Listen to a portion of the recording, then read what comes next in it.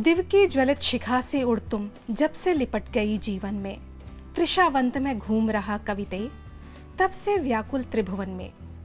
उर्मे दाह कंठ में ज्वाला, सम्मुख यह प्रभु का मरुथल है, जहां पथिक जल की झांकी में एक बूंद के लिए विकल है। घर घर देखा धुआं धरा पर, सुना विश्व में आग लगी है, जल ही जल जन जन रटते हैं, कंठ कंठ में प्यास जगी है। नमस्कार, संसद टीवी के इस विशेष प्रस्तुति में आपका स्वागत है। मैं हूं प्रियंबरा। साहित्य से संसद तक के सफर में आज चर्चा एक ऐसे सांसद की जिनकी कविताओं की पंक्तियां आज भी लोग गुनगुनाते हैं, जिनकी पंक्तियों को अक्सर कोट किया जाता है।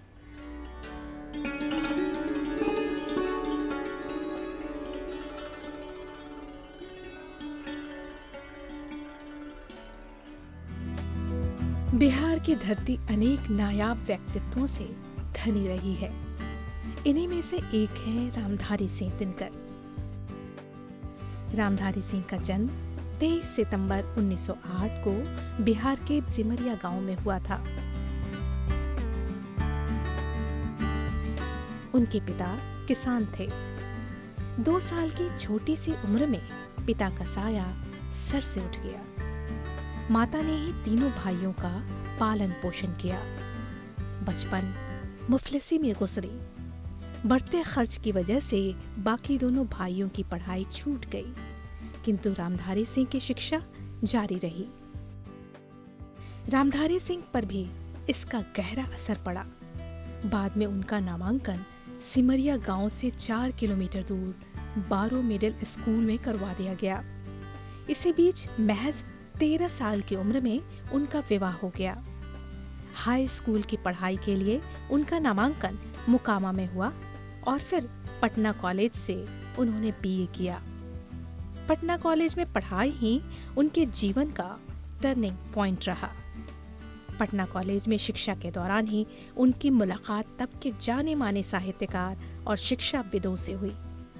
उस दौरान अंग्रेजी हुकूमत के खिलाफ आंदोलन अपने चरम पर था। रामधारी सिंह पर भी सरकार के खिलाफ बगावत का जुनून सवार हो गया, किंतु घर की माली हालत ठीक नहीं थी।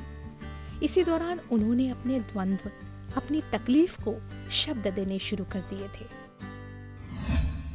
शाहबाज की भाषा जो बहुत संस्कृतनिष्ठ, संस्कृत बहुल भाषा थी, उससे बोलचाल की भाषा की अनुमति लेकर इन्होंने एक नए ढंग की काव्य भाषा रचने की कोशिश की, जिसमें उर्दू फारसी के शब्दों से परहेज नहीं था, वो भी थे।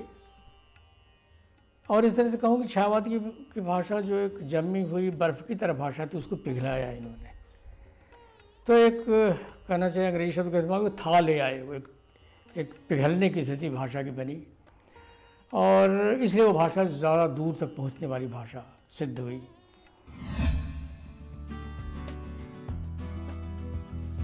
इसी बीच बरबीघा के उच्च विद्यालय में 55 रुपये तनख्वाह पर उन्हें नौकरी मिल गई। इस दौरान उनकी कविताएं विभिन्न पत्र पत्रिकाओं में छपने लगी थीं। कवि सम्मेलनों में भी उनकी कविताएं छाने लगी थीं। 20 वर्ष की उम्र में दिनकर ने कुछ गीत लिखे जो विजय संदेश पुस्तक में भी छपे। यह सभी गीत गुजरात के बारडोली सत्याग्रह के बाद लिखे गए थे। विजय संदेश 1928 में छपी थी। वर्ष 1933 में बेगूसराय में आयोजित एक कवि सम्मेलन में जब उन्होंने हिमालय कविता सुनाई तो लोग झूम उठे। फिर तो उस कवि सम्मेलन में अनेक बार इस कविता को सुनाने का आग्रह किया गया और उन्होंने इसे सुनाया भी।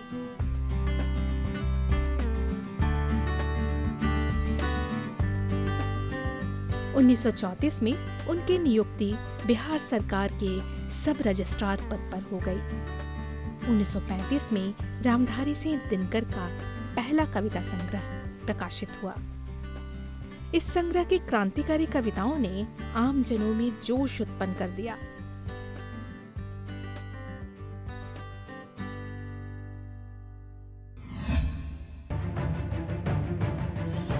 जनता जगी हुई है कि भारत भूमि में किसी पुण्य पाप करने की आपको प्रवेश लग रहा है। एक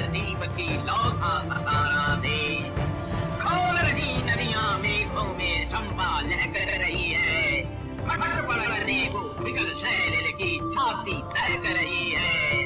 गर्जन गूंज तरंग रोष, निर्घोष हाक हुंकार। गर्जन गूंज तरंग रोष, निर्घोष हाक हुंकार। जाने होगा सविदे आदित्या खाकर पारावार। इस संग्रह की वजह से उन्हें अदालत तक ले जाया गया।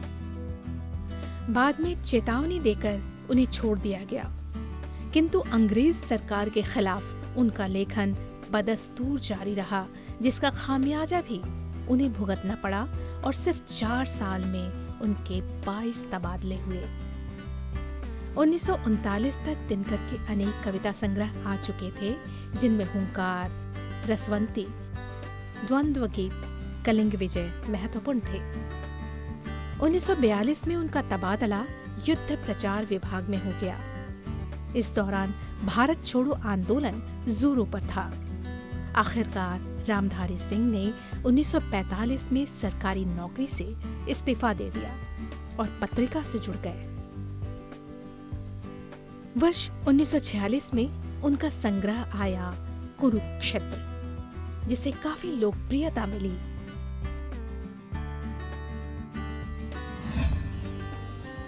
कुछ ऐसे युद्ध होते हैं जिनसे आप पलायन नहीं कर सकते हैं, इसलिए कुरुक्षेत्र का जो संदेश है,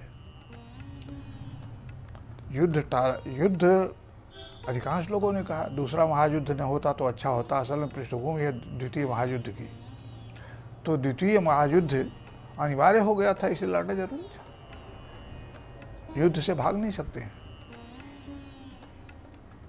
यही मूल संदेश है। देश आजाद हुआ। रामधारी सिंह दिनकर की छवि देश की आजादी से पहले एक विद्रोही कवि की थी। आजादी के बाद इन्हें राष्ट्र कवि की उपाधि दी गई। दिनकर की कलम आम आदमी की समस्याओं पर भी चली। लोकप्रिय खंड काव्य रश्मिरथी में उन्होंने कर्ण के माध्यम से पिछड़ी जातियों की व्यथा का वर्णन किया है। जो स्वाभिमान है कर्ण का, रश्मिरथी में उसके स्वाभिमान की रक्षा की है। सबसे महत्वपूर्ण है कि कर्ण सूतपुत्र होते हुए भी ये वरेण्य है, उसमें तेज है और ओज है, उसके गौरव की रक्षा की है दिनकर जी ने। ये महत्वपूर्ण बात है। और एक सवर्ण होते हुए अवर्ण के स्वाभिमान की रक्षा की। वर्ष 1947 में भारत आजाद हुआ और इसी दौरान रामधारी सिंह की नियुक्ति बिहार विश्वविद्यालय में हिंदी के विभागाध्यक्ष और प्रोफेसर के तौर पर हुई। 5 साल बाद 1952 में भारत के प्रथम संसद का गठन हुआ और इसी दौरान राज्यसभा के लिए वह चयनित हुए और दिल्ली आ गए।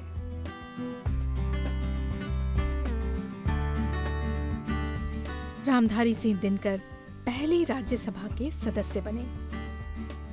वर्ष 1952 में वह राज्यसभा के लिए निर्वाचित हुए। साहित्यिक मिजाज के होने के बावजूद राज्यसभा के कार्यों में दिनकर जी की सक्रिय भूमिका थी। उनके विचारों में उनकी रचनात्मकता और साहित्यिक समझ दोनों का ही असर नजर आता है।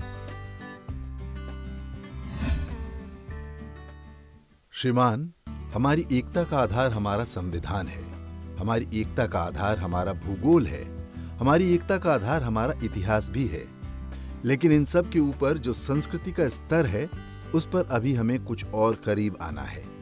संस्कृति अपना संदेश साहित्य के माध्यम से देती है, भाषा के माध्यम से देती है, मगर दुर्भाग्य की बात है कि हमारे यहाँ अभी ऐसे कितने ही भूभाग हैं जो एक दूसरे को इसलिए नहीं जान सकते कि उनके बीच भाषा भेद के पर्दे झूल रहे हैं। इन पर्दों को हटाने के लिए कोई संयोजित कार्य करना होगा।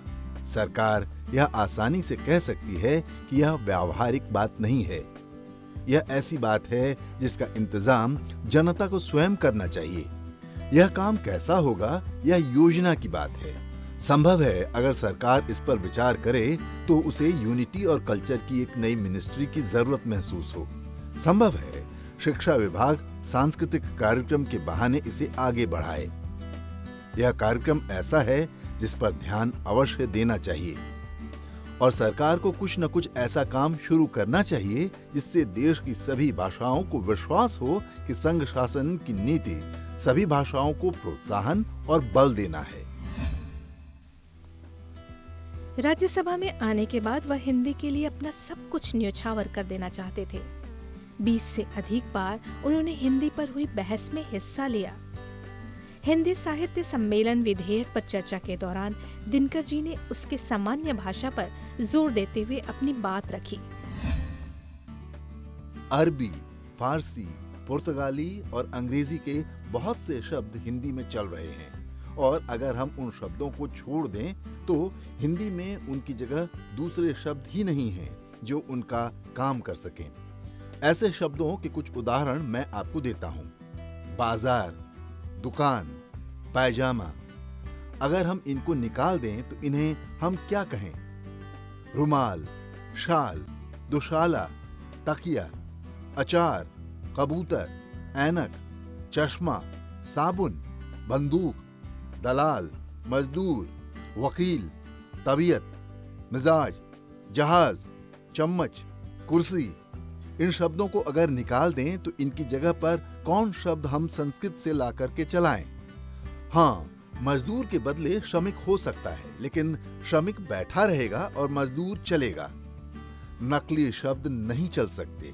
काका साहब के सुझाव से विधेयक में संविधान की धारा 351 का उल्लेख कर दिया गया है, लेकिन जहां तक भाषा नीति का सवाल है, मैं समझता हूं उसमें कोई खास नई बात नहीं पैदा होती है।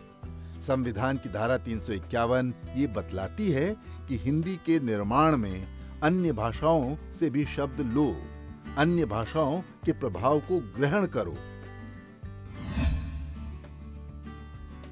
जो तेवर दिनकर जी की कविताओं में थी, वह तेवर उनके व्यक्तित्व का हिस्सा था, जो अक्सर सदन में बहस के दौरान भी दिख जाता था। अवसर मिलने पर वह सरकार की खिंचाई करने से भी नहीं चूकते थे। एक चर्चित वाकया है जिसकी चर्चा लगभग हर जगह मिलती है। कहते हैं एक कवि सम्मेलन में दिनकर जी को कविता पाठ करना था। तत्कालीन प्रधानमंत्री जवाहरलाल नेहरू वहां मुख्य अतिथि के तौर पर पहुंचे हुए थे। सीढ़ियां चढ़ते हुए अचानक नेहरू जी लड़खड़ा पड़े। तब दिनकर जी ने उन्हें संभालते हुए कहा कि राजनीति जब भी लड़खड़ाती है, साहित्य उसे संभालता है।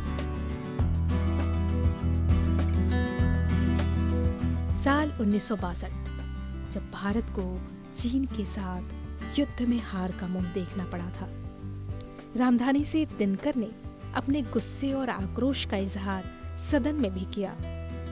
21 फरवरी 1963 में राज्यसभा में दिए अपने भाषण में राष्ट्रकवि रामधारी से दिनकर ने समझाया था कि अहिंसा का अर्थ क्या होता है।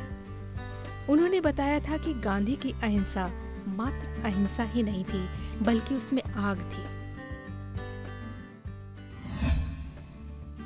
उपसभा अध्यक्ष जी, दिन भर युद्ध की बातें सुनते सुनते मन चाहे पस्त हो जाता है, चाहे वह उत्तेजित हो जाता है, लेकिन उत्तेजना को दबाकर मैं यह इच्छा प्रकट करता हूं कि भगवान करे कि यह लड़ाई अब न हो और भारत की खोई हुई प्रतिष्ठा शांति और सद्भावना के मार्ग से अगर प्राप्त की जा सकती है तो कर ली जाए। लेकिन नेपा का एक बहुत बड़ा सबक है। वह सबक यह है कि एक गलती हमसे हो चुकी है और इतिहास किसी भी जाति को 2 बार क्षमा नहीं करता है।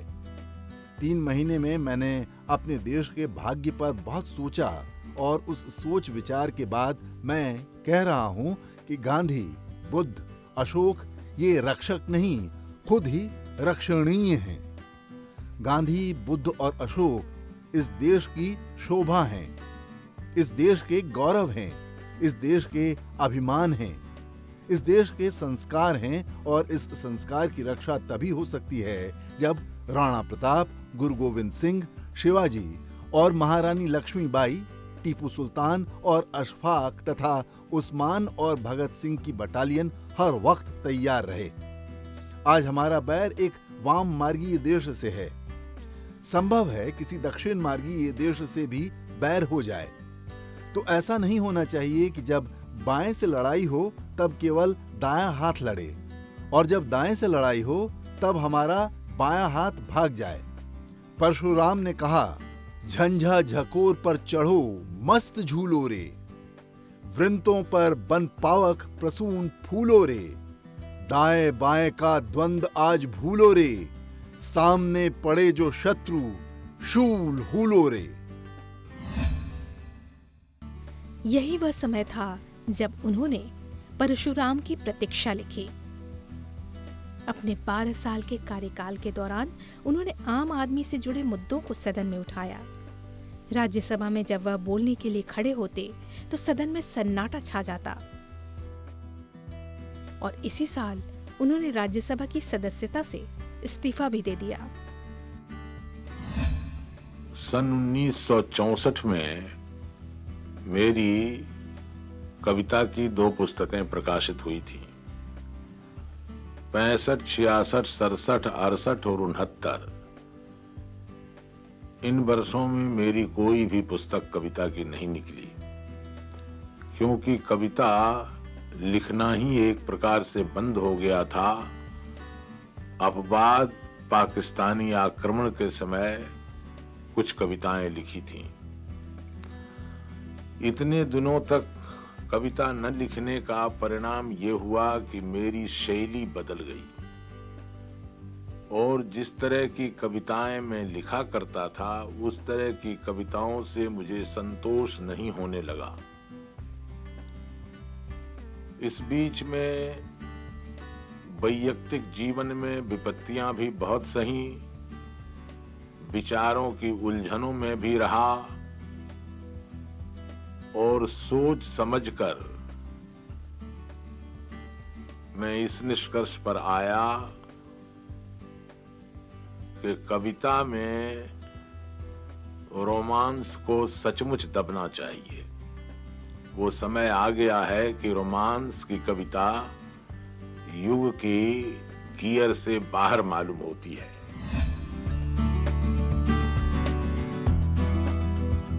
राज्यसभा से इस्तीफा देने के बाद रामधारी सिंह दिनकर ने भागलपुर विश्वविद्यालय में कुलपति का पद ग्रहण कर लिया। हालांकि वह जिस सपना को लेकर भागलपुर विश्वविद्यालय आए थे वह धूमिल दिख रहा था। यह नौकरी भी उन्हें रास नहीं आई। 1965 में केंद्र सरकार ने उन्हें हिंदी सलाहकार पद की नौकरी दी। उसका कार्यकाल समाप्त होने के बाद वह 1971 में वापस अपने गृह राज्य चले आए।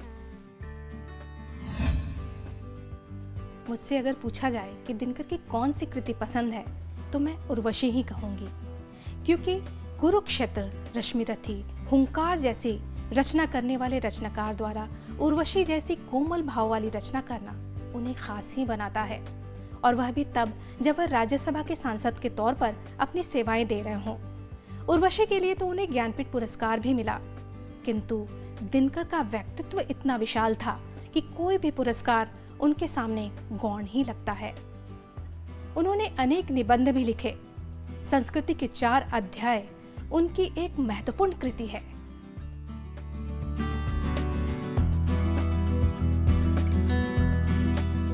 पद्य के साथ ही दिनकर गद्य लेखन में भी सक्रिय रहे। उनकी गद्य कृतियों में मुख्य हैं संस्कृति के 4 अध्याय, जिसमें उन्होंने मानव सभ्यता के इतिहास को 4 भागों में बांटकर उसकी विस्तार से चर्चा की है। इस पुस्तक को साहित्य अकादमी पुरस्कार मिला तो उर्वशी को ज्ञानपीठ पुरस्कार से नवाजा गया। कुरुक्षेत्र के लिए उन्हें इलाहाबाद की साहित्यकार संसद द्वारा पुरस्कृत किया गया। उनकी सभी कृतियां अपने आप में अनोखी हैं। दिनकर ने आलोचनात्मक पुस्तकें भी लिखी। मिट्टी की ओर, काव्य की भूमिका, पंत प्रसाद और मैथिली शरण, हमारी सांस्कृतिक कहानी, शुद्ध कविता की खोज, ये सभी उनकी आलोचनात्मक पुस्तकें हैं। दिनकर अपने युग के प्रमुख कवि ही नहीं, एक सफल गद्य लेखक भी थे। उन्होंने सरल भाषा में विभिन्न साहित्यिक विषयों पर निबंध के अलावा बोध कथा, डायरी, संस्मरण, दर्शन तथा इतिहासगत तथ्यों की विवेचना भी लिखी है। 23 अप्रैल 1974 का वह दिन जब दिनकर तिरुपति पहुंचे। वहां पहुंचकर उन्होंने रश्मिरथी का पाठ किया। कहते हैं उन्होंने अपना सर्वस्व भगवान तिरुपति को अर्पित कर उनसे बदले में अपनी मृत्यु मांगी थी। 24 अप्रैल 1974 की रात दिनकर के सीने में तेज दर्द उठा और यह सूरज सदा के लिए अस्त हो गया। जब वो तिरुपति जा रहे थे तो मैंने कहा, आप तिरुपति क्यों जा रहे हैं? कहने लगे, मरने जा रहा हूँ। उस व्यक्ति को पता था मैं वापस नहीं आऊँगा, और मेरे ख्याल में पहली और अंतिम बार तिरुपति के मंदिर में कविता हुई, कविता पाठ हुआ दिनकर जी का। और रह गई यादें और उनकी कृतियां जो युवा पीढ़ी को सदा प्रेरित करती रहेंगी।